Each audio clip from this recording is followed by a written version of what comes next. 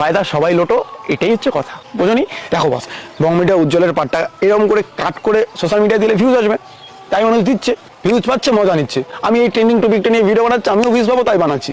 অবশ্যই আমিও ভিউজ পাবো বলেই বলছি, কেউ কি আর বিনা লাভে লোহা বয়? বর্তমানের চারিদিকে শুধু বং মিডিয়া বং মিডিয়া বং মিডিয়া ব্রেকআপ, বং মিডিয়া বং মিডিয়া। আরে ভাই, আমি নিজেকে এতটা গুরুত্ব দিই না, তোমরা কেন এত গুরুত্ব দাও?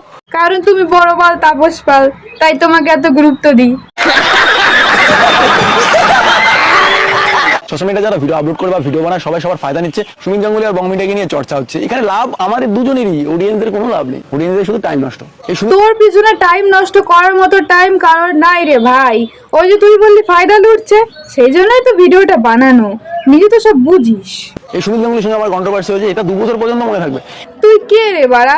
আরজিকর রেপ মার্ডার কেস সেটা মানুষ 6 মাসে ভুলে গেল, আর তোর কন্ট্রোভার্সি লোকে 2 বছর মনে রাখবে? পাবলিকে তো আর খেদে কাজ নেই, তাই না?